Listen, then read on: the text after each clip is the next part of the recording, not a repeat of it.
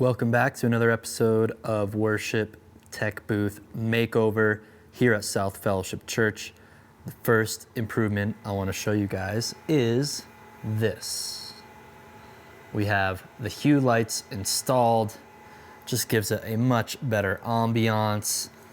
And as you can see, I also put a Hue LED light strip back here, so when we are moving cables around, we can see what we are doing. So next to our normal light switch here, that's the normal sound booth light switch, we've got the Hue dimmer switch. You can dim the lights, turn them on and off. And then we've got this one that changes the settings and the scenes. So here we can change to a red scene, a white scene. And notice we've got Hue lights behind the booth here, our broadcast booth. We've got a bulb in this lamp here. And then we have another LED strip here over our little organizers. So these are the in-ear buds for all of our musicians. We've got things like, markers. We've got lens and body caps and all the little knickknacks in their own little drawers here. Not much else has changed when it comes to our organization back here, but we've got the toolbox in the little drawers for our little knickknacks. The other aesthetic change I made to the tech booth is I painted this wall black. It is called Cracked Pepper by Bear at Home Depot, and it's flat. That's the same color that I used in our old Churchfront studio. I think it looks great, both in person and especially on video. It just really cleans it up. And the inspiration for me to do all this is our Churchfront live event is next week, probably the time I'm actually publishing this video. So we have about 200, just over 200 people coming in person to that event. And, when people are coming to your house, you kind of want to make things nice and clean and make some upgrades, and, you want to impress your guests. So that inspired me to make these simple improvements to our system. So those are the aesthetic improvements that I made. Now let's talk about the actual technical upgrade that I made here. And this is the ATEM Constellation HD 2ME video switcher. This is brand new this year in 2022 by Blackmagic, and I don't remember a time where a new piece of gear made me this happy, because this really has improved our workflows for how we're managing video, both for our live stream as well as our in-person screens, in a pretty dramatic way. So what I did is I got rid of our video hub. I think it was a 20 by 20 video hub. And then we had the ATEM Production Studio 4K, the older one. I got rid of that. That was just a 1ME switcher. And I put this guy in here. I also put a bunch of rack blanks to make this rack look nice and clean. We got some more blanks right here. And then here is our recorder, and here's our encoder for the live stream. This is an Apple TV that goes into the video switcher in case if someone wants to present from a computer using an Apple TV, or we want to play content from an Apple TV that's built into our system here. And then here is the Hue hub for our lights. And then of course we've got our power on-off switch right here that powers everything on and off in this rack. So let's walk through why this switcher is such a game changer. You guys actually saw a video on this channel from a client of ours in Ireland who installed one at their church.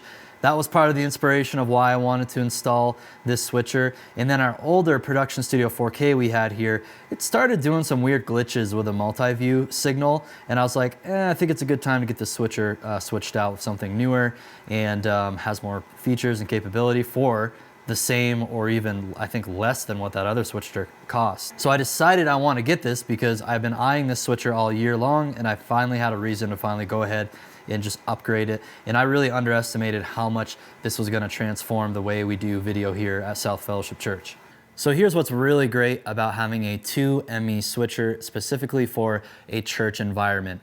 In a church environment, you're trying to create two different video feeds, one for your live stream, and then you also have a video feed for your in-person displays, like these side screens, that TV that's on stage, right? Both people in person and online need to see content. Often it's going to be different content simultaneously. So you'll see here we have two different multi-views. This is the multi-view for ME2. This is for our live stream.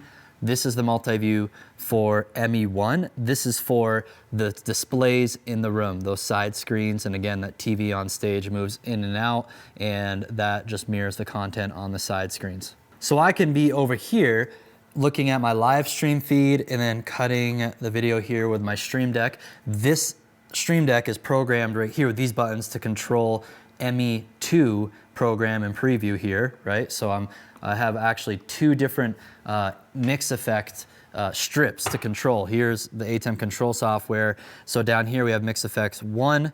This is again the one that's on the screen, and then the top one here is Mix Effects 2. This is for our live stream, and we can have two different program feeds going on here. So that's the magic of it. That's why we have two different multi-views. So I can be switching my cameras for the live stream over here.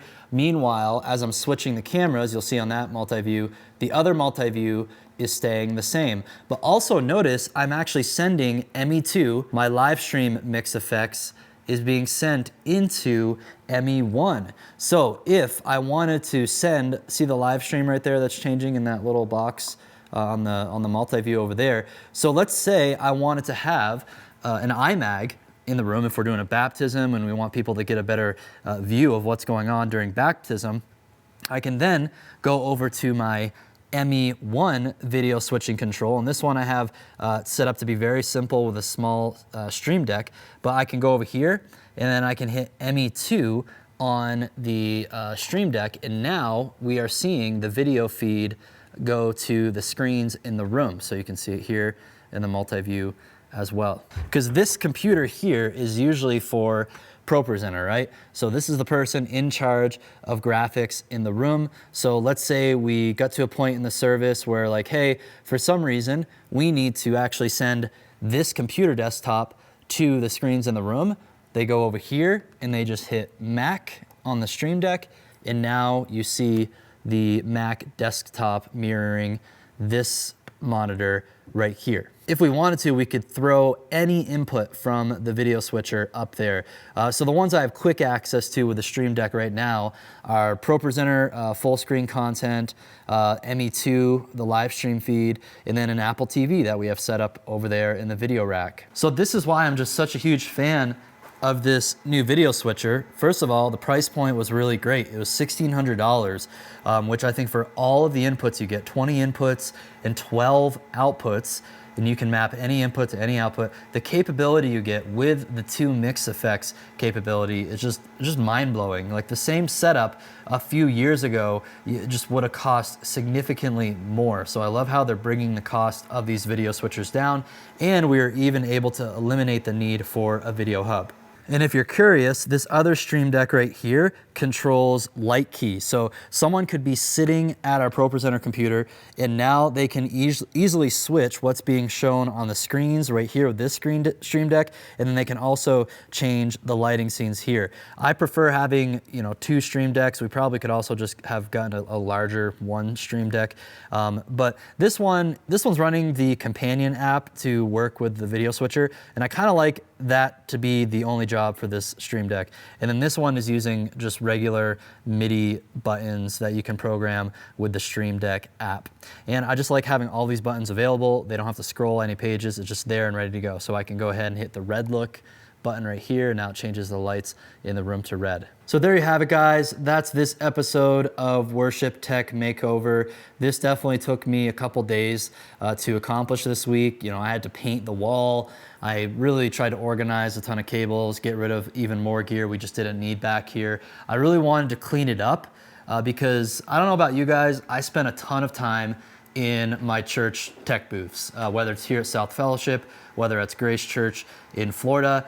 And I want it to be a space that really inspires me. I feel like I have clarity of mind when everything is organized and clean. And this process isn't done yet. See, look at all these cables over here. We'll probably find some way to organize that, right? Like that bothers me. That I would like to fix in the near future. But we're getting there. We're making a lot of progress. Man, I just hope you guys understand now the benefits of using a 2ME switcher, even in a smaller to mid-sized church setting.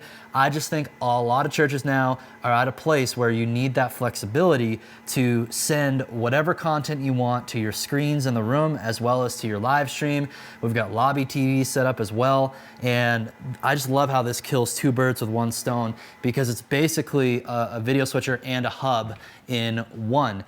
Because what's cool with all those 12 outputs, I think I might have mentioned this earlier, but just to rehash this, I can go in ATEM software control go to my outputs page, and then I can assign any one of my inputs to any one of those 12 outputs, and that's just super handy. If you guys would like to implement these similar systems at your church, then join Worship Ministry School. That's where you are going to learn all of the principles, the theory, as well as the tactical skills to make these things possible. And what's great is you can actually work with our team to get this done.